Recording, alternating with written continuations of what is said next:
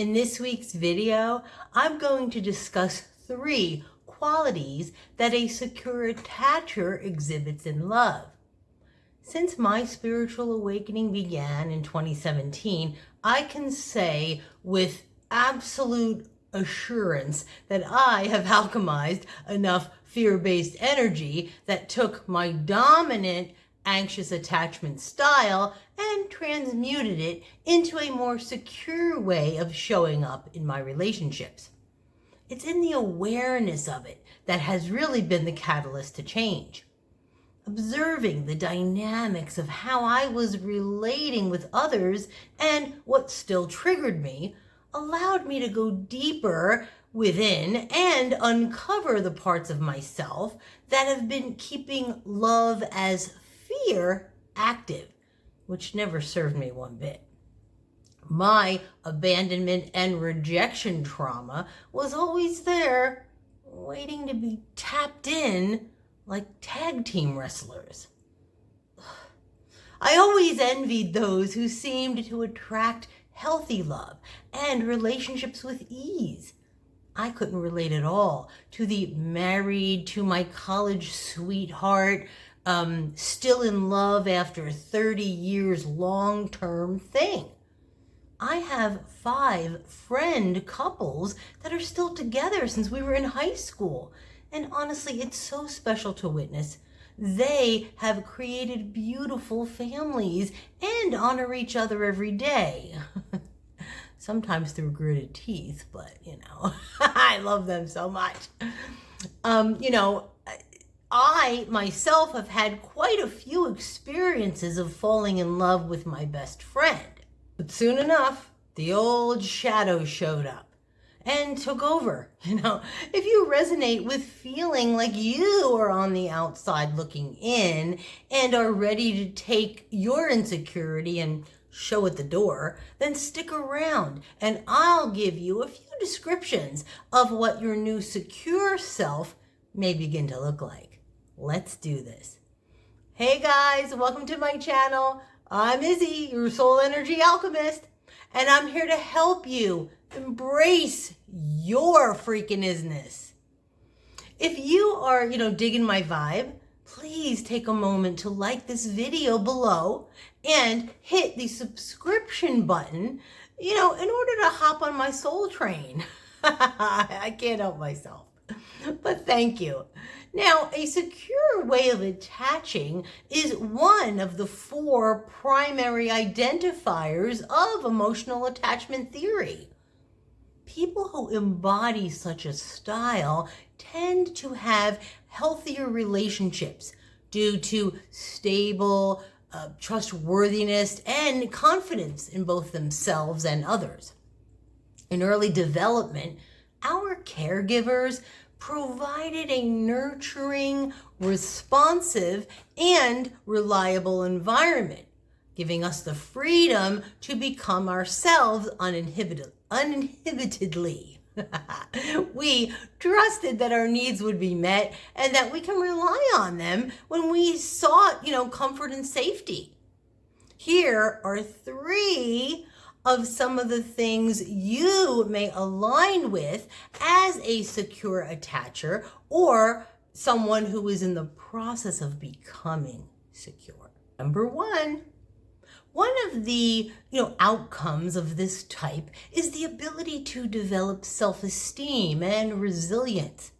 Since securely attached individuals feel confident in their own body, they're also more likely to step out of their comfort zone by taking more risks and follow their impulses fearlessly.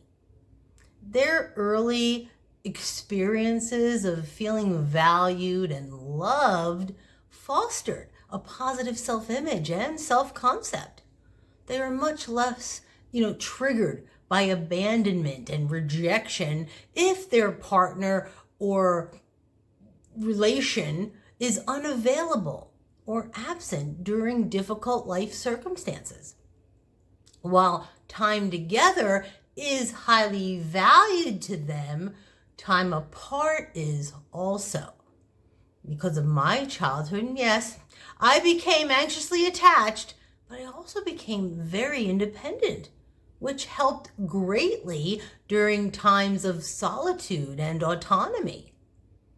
As a result, the isolation phases of my awakening have been much smoother, and having to step into an adult role at such a young age, I learned the art of resilience, but more from a fear-based reactive place, where I was just going with the flow and accepting my fate in order to keep things familiar.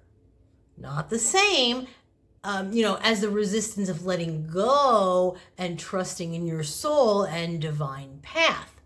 So, ask yourself, how is your self-esteem? Do you place your value externally? Perhaps, maybe it's time to redirect your focus inward and learn to listen to the cues of your body. Number 2, secured styles often excel and feel at ease in various social contexts, such as, deep friendships, work environments, and family relations. Their ability to extend trust and communicate effectively translates into being dependable, empathetic, and supportive partners, friends, and colleagues as well. In conflict situations, they're more apt to seek solutions rather than escalate a problem, due to a fractured nervous system. They handle disagreements calmly and constructively. One of the traits is their ability to honor and uphold their personal boundaries. What? They are taught healthy ways to establish them and how to execute them from a place of love, contributing to balanced and respectful interactions. Do you play a cameo role in the movie of your life, or are you the star? You're the star. So comment below on where you are currently acting from in your relationship dynamics. And remember that there isn't a right or wrong. For that, it's duality and fear. Accepting where you are in the present moment is the springboard to your personal, transformation. Embrace your freaking IZ-NESS, folks. There. Number 3. You're comfortable with intimacy. There is a slew of information out there on the internet about the emotional unavailability, in the dating world, as well as the current post-COVID collective difficulty to form deep bonds and longevity with non-intimate partners as well. It's rampant. This is all by design, of course, okay? As everything is always happening for our greater good. You get that, right? Like everything, even the universe must contract in order to expand. But for now, let's bring the zoom lens in a bit and focus on our personal journeys for the purpose of this context and what healthy intimacy looks like from those who are more secure. For one, that person can show up emotionally for the other. They are able to access their feelings without labeling them as emasculating or toxic or using every damn excuse to avoid.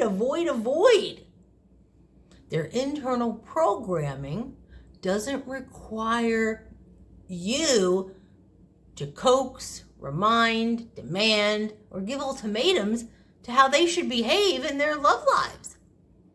They respond from their natural feminine or masculine energetic self, which cultivates this balanced dance between yin and yang. And the sex doesn't matter, for each person will by default assume the role that is not taken up by the other person. Doesn't matter which. So, for example, If the woman in the relationship is mostly in her masculine energy, her partner will take on a more feminine role. Sorry guys, that's just how it goes. And vice versa. Also, secure attachers have the ability to check themselves and sit in their shit, regardless if they like it or not. A partner who is not afraid of intimacy will go fearlessly into love. Maybe more cautiously, but definitely without endlessly stacking, accumulating bricks left over from past, failed relationships. Eventually building yet another skyscraper of a wall between love. They are openly willing to move forward as a team with the understanding that in order to have a successful partnership, one must endeavor to bring their whole selves to the table.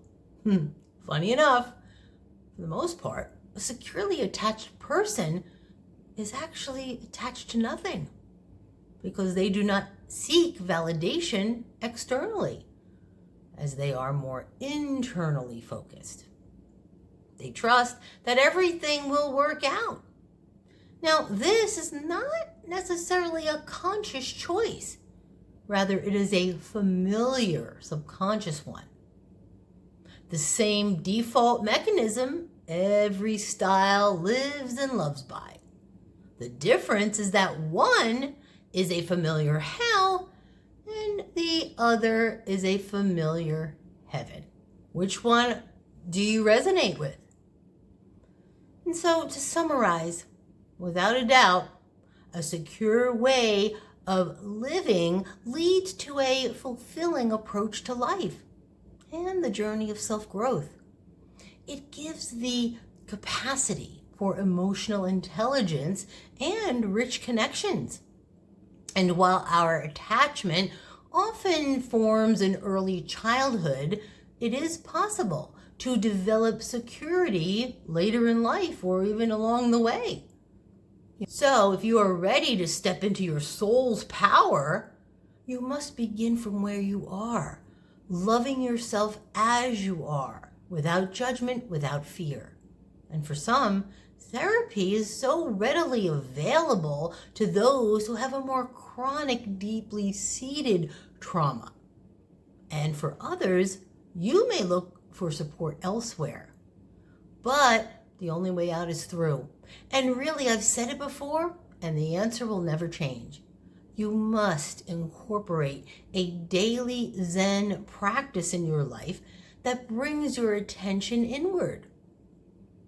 My secret sauce is a form of daily meditation, breath work, gratitude, and present moment awareness for as long as you can. You must also get ready to dig. Uncover those layers and find out who the fuck you are. Ask why. Be curious and keep freaking going.